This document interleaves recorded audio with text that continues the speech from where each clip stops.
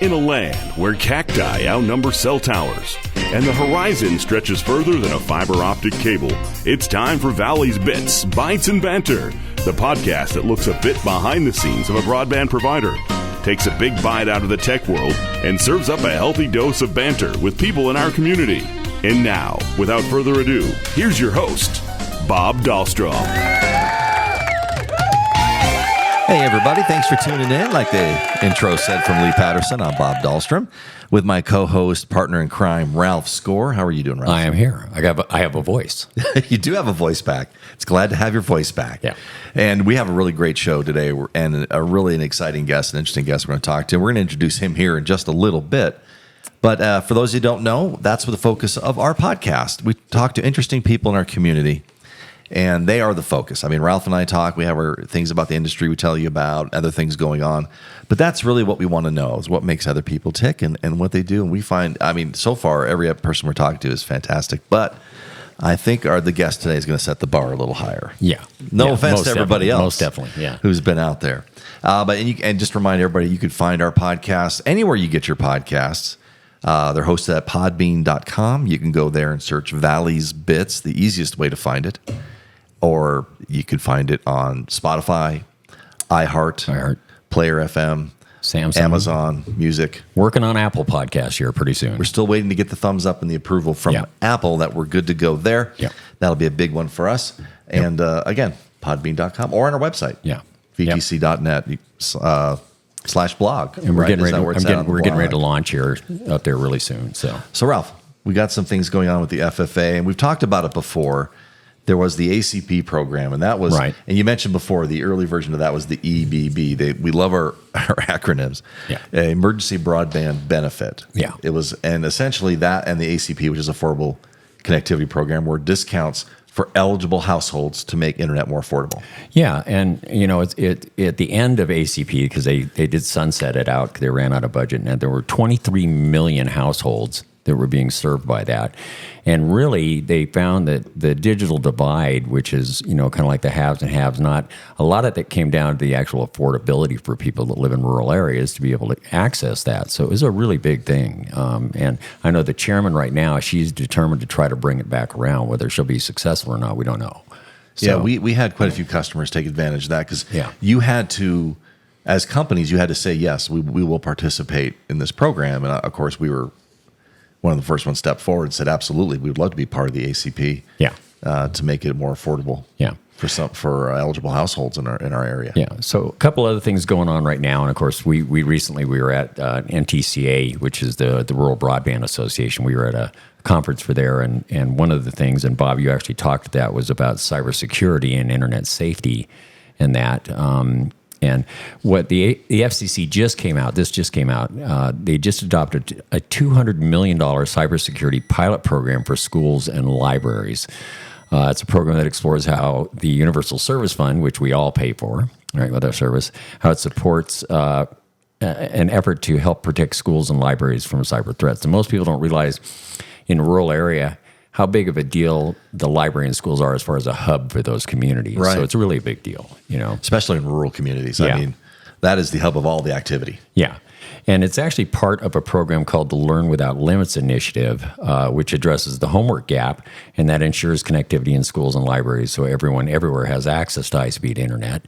And, of course, there's a thing called E-rate that schools take advantage of. But Valley, we've actually had a lot to do with getting fiber optic internet into all of our schools. We serve probably 95% of the schools in all of our serving areas. At least 25 schools have fiber optic internet that comes directly from us. So yeah, like I said before, give our executive team all the credit on that. They're realizing that was important to those communities. The first place we go into is to the school districts, education, making sure all the students have access to it, if nowhere else, at least at school, to fast, reliable internet. So we went to all of our schools with fiber first. Yeah, and it's a big deal. So we're going to shift gears here just a second. I'm going to go to this. We're going to do a little bit of a did you know spurious facts of the day. This is from Parade Magazine. So did you know that it's illegal to feed pigeons on the sidewalks and streets of San Francisco? I mean, the more, right, Ed, the more you think about that, it just makes sense, I guess. That's right. You don't want to do that. I guess it's because it harms their neighborhoods and also harms the birds. But then again, that's San Francisco, So that is, there's a lot of jokes there. We'll leave that one go. Now, did you know that there was an astronaut who was allergic to the moon? Right, and this is from the Apollo 17 mission. They said that Harrison Schmitt found out that he had a severe reaction to moon dust, but I'm trying to figure out, when did he find that out? It obviously wasn't while he was on the moon. Well, how would you test for that beforehand? You wouldn't know. I guess you wouldn't know before you even go. Can you imagine the sneezing going on in there when they're on weightless, right? Right, it's zero gravity. And he's sneezing, and he's just hurtling all through those particles all in the air. Right? That's all I could envision. You give one big sneeze, like, oh, we got to go pick him up. Let's go. Now, this is one of my favorites. Did you know that the official bird of Redondo Beach, California, is the Goodyear blimp? This was in anticipation of the 1984 Olympics. They actually awarded the Goodyear Company the official bird of Redondo Beach, only in California, right? Well, is there ever Goodyear blimp season? I mean, you go out there and bag yourself a blimp. How do I tag that thing? And then here's one too. And Bob, you had a comment on this. Okay, did you know that Viking men actually wore makeup? And I know it does. That kind of goes against the grain for what we think of as the Vikings, But did they do like eyelashes? What did they do? You know what'll make my cheeks pop on the battlefield? A little rouge. Yeah, it'll help me out there a little bit. And then, they want to look nice. Yeah, they want to look good. And then finally, museums, right? And I'm a big museum guy, and I can remember going to places and being like the International Microphone Museum, which was actually upstairs of a warehouse, and they had the original microphone from the first radio broadcast. But this is one I got to go visit, right? This is in New Delhi, India. There's the Sulabh International Museum of Toilets. Right, I kid you not. No, and I was going to say something different than that, but I'm not going to go there. Thank you. No, we kid you not. It features a rare collection that details the historic evolution of toilets from 2500 BC all the way up to present day. Right. And That's impressive. And most people know the name John Crapper because he developed the first tank system for toilets. I'm going to throw out a little, did you know this? I was on a cruise once a while back. The family and I went on a cruise, and they do trivia contests, and they get people on stage. And I somehow got on stage, and it came down to towards the finals. And that was one of the questions was, who invented the toilet? And I threw out the name. And the whole place erupted in laughter until the guy goes, no, he's right. That's exactly the answer. So that kind of gets us for the end of our spurious facts of the day part of the program. So I guess we're going to flush this first segment here. We're going to get out of here. And have a spot. I'm excited to get to talk to our special guest as soon as we come back. Stick around. Valley Telecom Internet keeps you connected at the speed of life. Our fiber optic network provides fast speeds with unlimited data, whether you're gaming, streaming, or downloading your favorite podcasts. To find out what speeds are available in your area, give us a call at 800-421-5711 or go to vtc.net. Life moves pretty fast, and so should your internet. So get connected with Valley Telecom. And don't forget to download the latest episodes of Valley's Bits, Bytes, and Banter wherever you get your podcasts.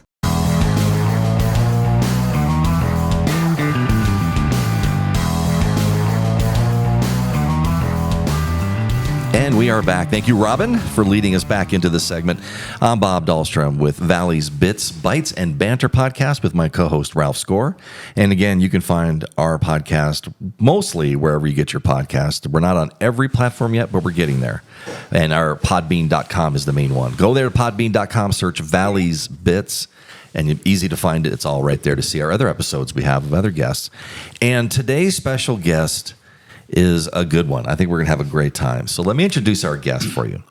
This gentleman, this is how I'll put it. He is a rock star in the chili pepper industry.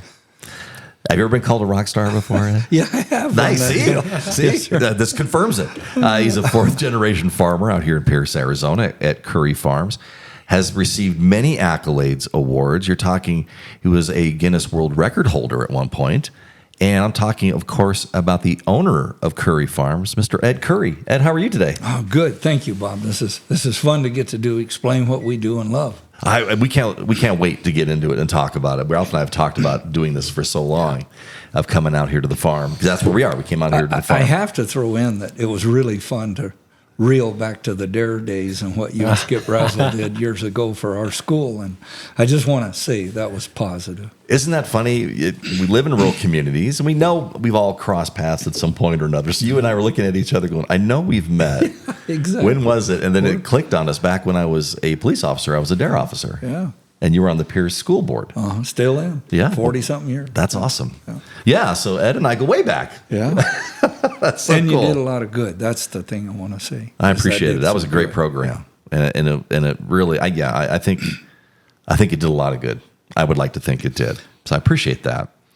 But I want, one of my favorite things we live in Arizona. We live in the Southwest. I mean, we're talking chilies, right? Chili peppers.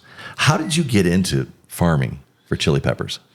So let's go back to my folks coming to this valley. 1952, my dad and mom had married right out of high school in 1950, and they farmed in 51 and 52, or 50 and 51 in Oklahoma, dryland peanuts. And they had 2 years of no rain. They didn't get their seed back even.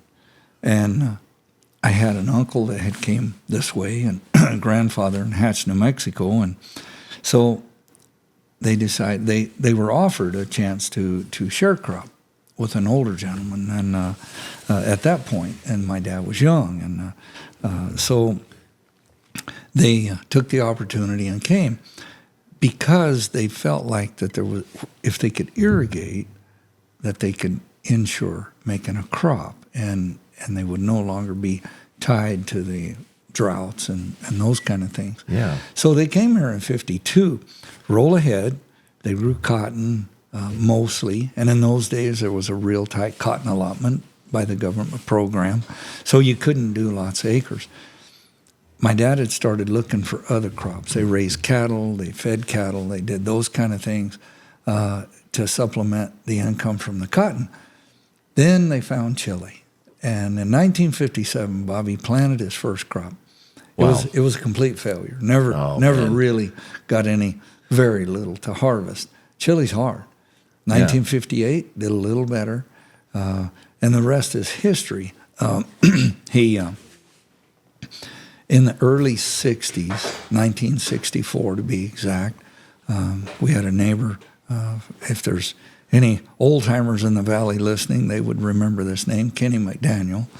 Okay. And Kenny and his father were chili farmers in California. They had moved here in the 50s and started farming chili. And Kenny had taught my dad a lot, his father even more. In 1964, that I must have been very early, like February, we flew in his little 172 Cessna to Hatch, New Mexico, to look at a seed field that Jim and June Lytle, who June was a Franzoy, and they were raising registered seed from New Mexico State. Well, my dad wanted a better seed source, and this is an important part to explain because in pepper, as you guys know, if you cross into Mexico, you will see chilies drying on rooftops and stuff, and right. Even to this day. The custom was to take that seed from those chilies and grow it again. That was the standard. That was how it was done.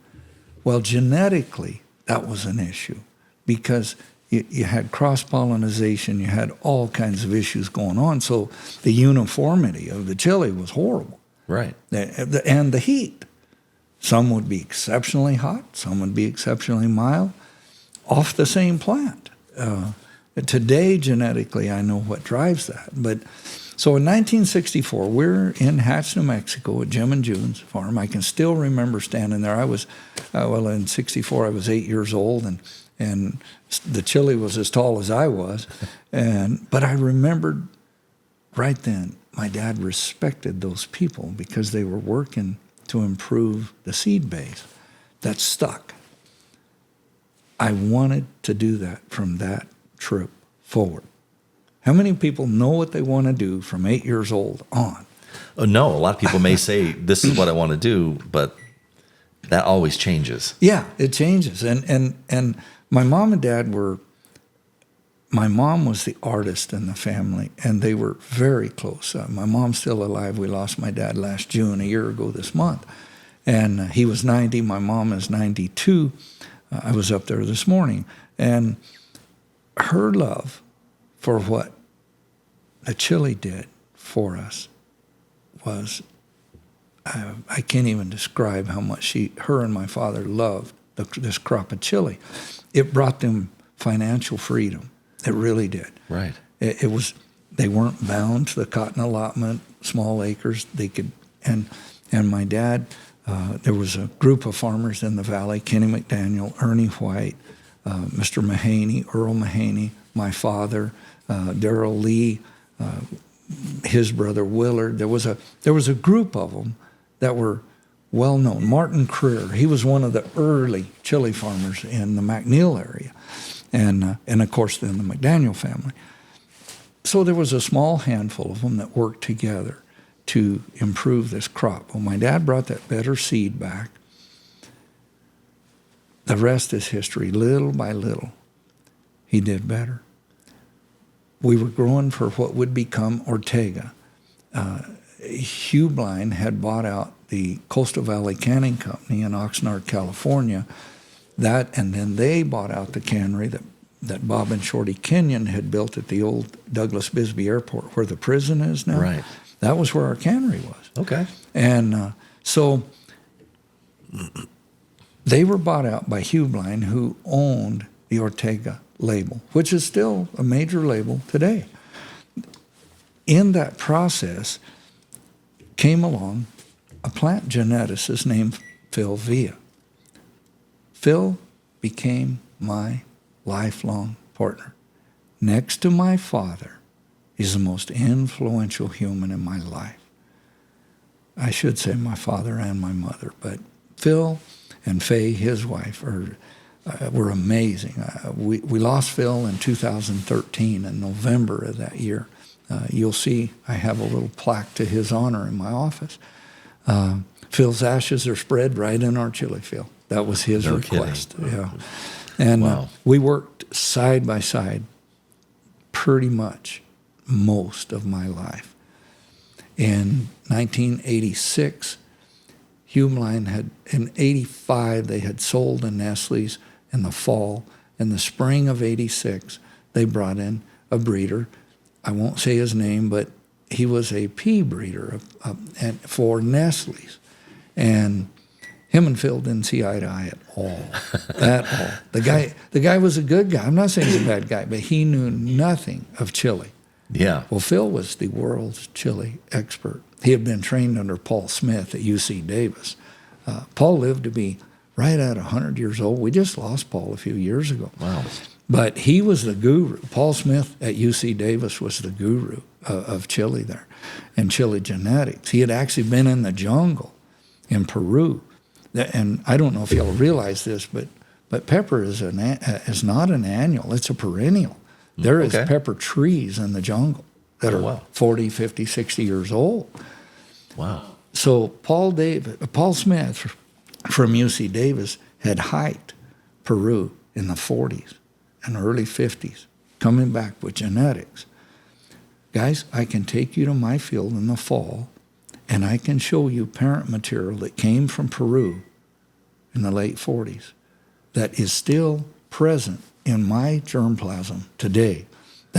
I love telling that because that's incredible. Most people don't think about our genetic base. Right. But a genetic base is a very stable factor.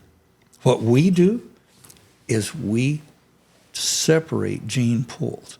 If I say blue eyes, you think blonde hair, right? Right, yeah. If I say brown eyes, you say brown hair. Right. Automatically. If we say red hair, we say light skin. Right. Typically with freckles, right? Yep. Those are gene packages. I like to give those examples because it makes it easy to describe what we do.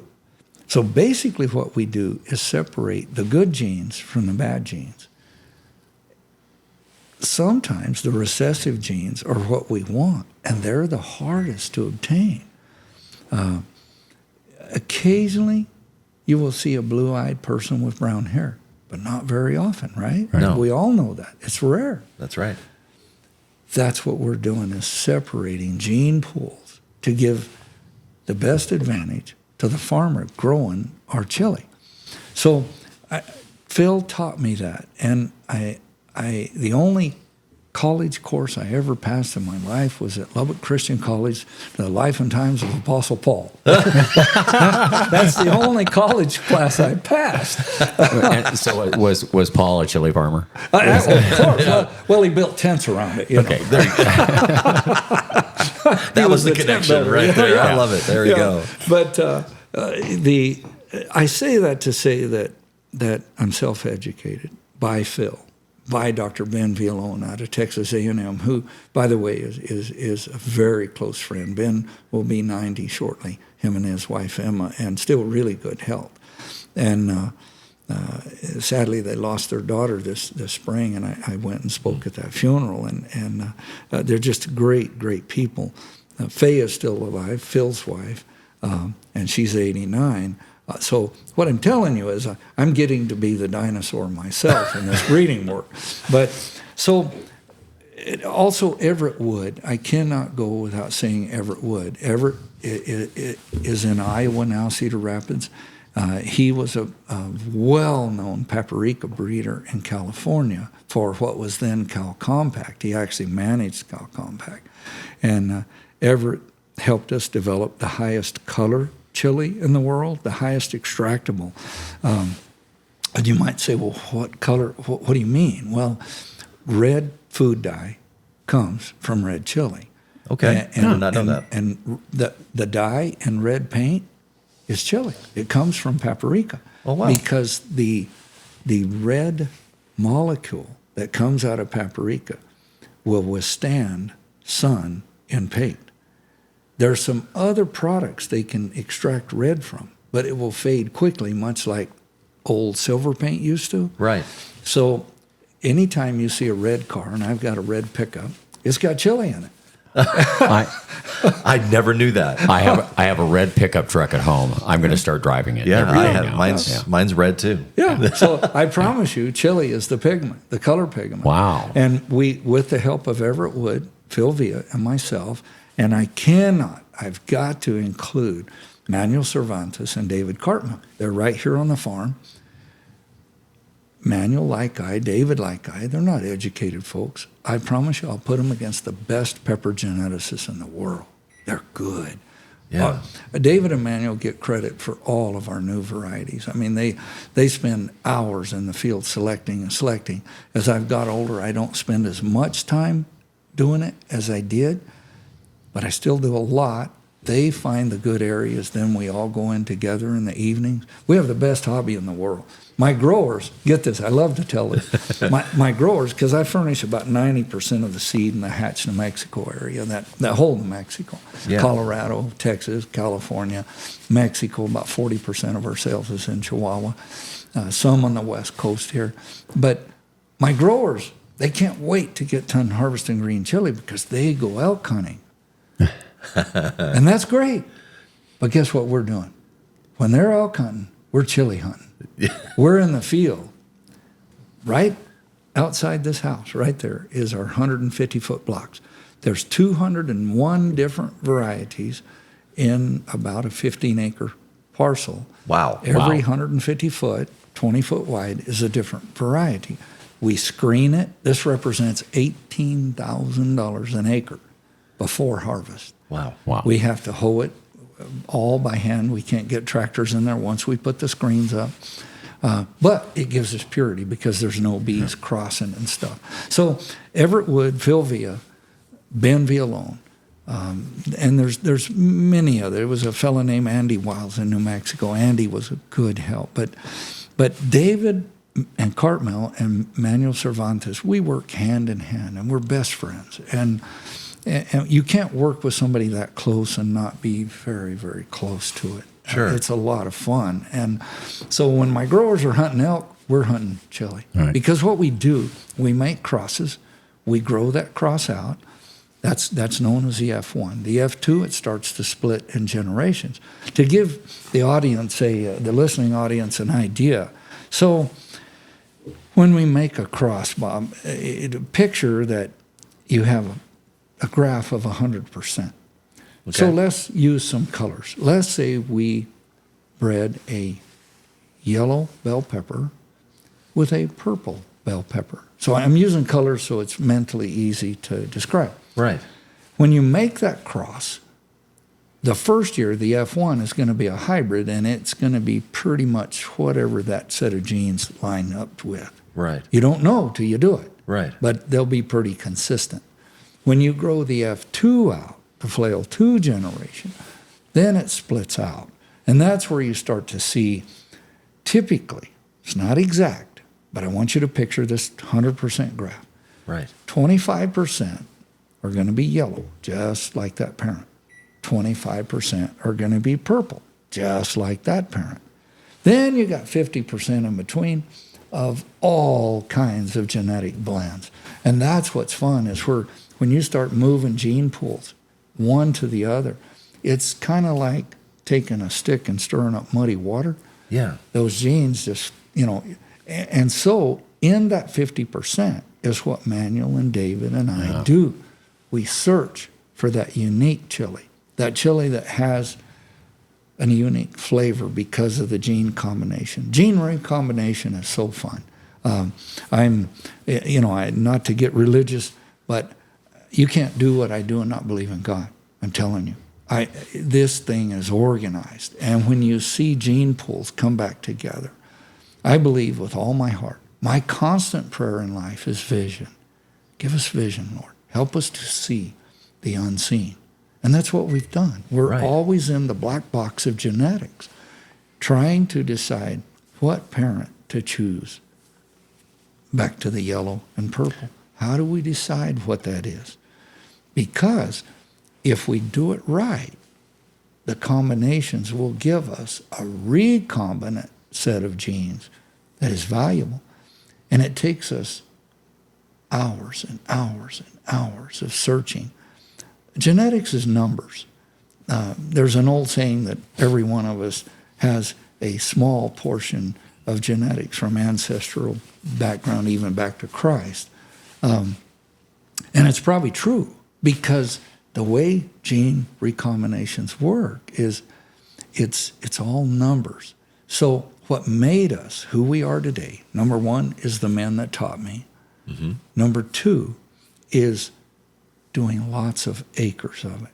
Most genetic farms are very small. We had enough acres, and we developed a system of using the chili that we didn't find genetically valuable. We could still use it. We made chili paste with it. Today, our chili paste represents a large, large percentage of all enchilada sauces out there. We're the base. And I won't mention my customers out of privacy, but I will say that when you walk down a grocery store aisle, our base chili mash, our chili enchilada sauce base, is in 60 to 70% of every variety, every brand out there. Now, there's still plenty others. We have competition, don't get me wrong. Right. But we're probably the kingpin of that. And we found that by searching, the only way we could expand our gene pool is to take the bad stuff, Bob, the stuff that genetically didn't work out, and still get value out of it. So we could get value by making chili paste. And we do 4 different food preservations here. In fact, the university kids from all over, really, even Cornell has been here with kids. But we do hot fill, which is the cannery, which means you're over 160 temp when you seal it, just like canning peaches or something at home. Right. Then we do a small amount of freezing. We do dehydration, which is typically about 8% water movement, and that stops any bacterial activity.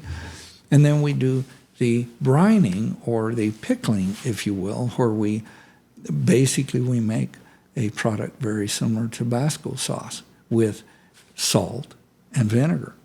We put the salt first. We typically use a relative low percentage of salt, but that tends to cause it to ferment. It starts fermenting within that salt. Right. And when we get to a certain level of fermentation, then we throw the vinegar in and stop that.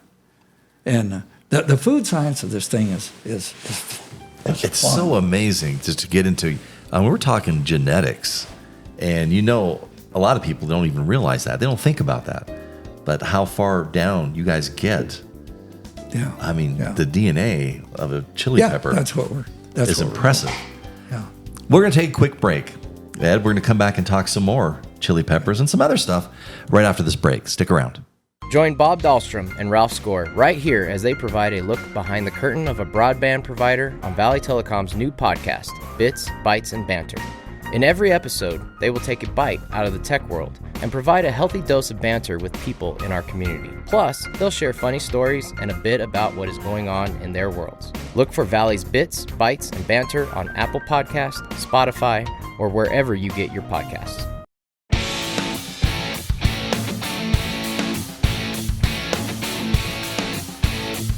Welcome back to Valley's Bits, Bytes, and Banter. Bob Dahlstrom here with Ralph Score, and we're continuing our conversation with our guest.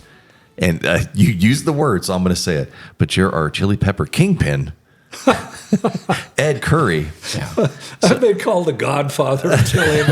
Called all day. That sounds about right. If you wake up in the morning, instead of a horse head in your bed, there's a big chili, you'll know I was there. And much more pleasant to eat. It's going to be hot, but it's much more pleasant to eat. Than So Ed, talk a little bit about the Arizona 20. What is the Arizona 20? So, Ralph, thank you for bringing that up. So that leads me into something that will explain what really brought us to popularity in selling pepper seed. Yeah, we were talking about that in the break. For the industry to grow to the Midwest, the West, or to the East, and to the North and Northeast, those people, Norwegian, German, all kinds of that background, they didn't eat spicy food. So on any given pepper plant, on the old New Mexico 6.4, which was the standard which New Mexico State bred years ago, Paul Bosnan was there for years. He just retired, and the predecessor to him, there were several that Roy Nakayama was world famous for breeding pepper. All that being said is there was a very unstable heat level. And the industry, you know yourself, if you bought a can of chili and one of them was hot and two of them was mild, it was Russian roulette. Yeah. If you were Norwegian and you got a hot chili, no, that didn't work. That didn't go well with your mashed potatoes, That's correct. And so for the industry to grow, we had to stabilize that. Phil and I did that together, and it was Phil's knowledge. I never take total, he taught me. But through selecting and through crossing, we came up with Arizona 20, Ralph, and you're right. That was the first variety that the heat level was very stable. So therefore, the canning industry could sell a product back east that was consistent, that wasn't going to chase the Norwegian or the German away or whoever it was that didn't want hot chili. Right. I'm not trying to be ethnic on this. It's just, thinking of who was back east, and they didn't want that. Today, you can get green chili across the United States, and you can go anywhere back there in the north and the east, and there will be chili. There will be enchilada sauce on the shelves. Right. It's, the old adage from, the salsa made in New York City. Remember that? Yeah. Yes, I do. That was paste pecani sauce. Yep, I remember those ads. And, I think part of that has to do with some of the chefs that are out there, that back in the East that are not afraid to experiment and bring different flavors into those regions too. Absolutely, Ralph. That and so that let me explain on Arizona 20. Arizona 20 was so bland. In many ways, it was like eating lettuce. It was too bland. That is And too bland. it didn't have the good flavor genes. We now know that there's genes that drive flavor, and I've got a good friend at Cornell that we've In fact, he comes. I was on with him yesterday, by Michael Missouri, Dr. Missouri. And Michael works with us for many years. But we have a dark red cherry flavor, like dark red cherry. Right. We have a chocolate. Frank Mars himself was here for some other reasons, but not the least of was to see about chocolate chili for M&M candies, you know. Yeah. And so we have a grape flavored. One of the most unique flavors we have right now is the apricot and the mango. The luteins and the xanthans, and this is important for the listening audience to understand, is 34 years we've been breeding on this pepper that has the mango, and one line tends to be more apricotish. We call one of them orange soda pop. It tastes that bright like an orange soda pop. The luteins and the xanthan panels that are in those is so outstanding that the flavor just burst. Not that flavor's not important, but let's lay that aside. This particular strain of pepper is stronger, more densely populated with the luteins and xanthans than spinach, kale, anything. We've spent thousands of dollars testing this. It will prevent macular degeneration, Alzheimer's, all the macular degeneration stuff, all the neuropathic channel issues. It helps. If, as you know, the young generation is looking more to, they read labels, they want to understand. They do. With this pepper, we think that it will actually be proactive to prevent some of these problems.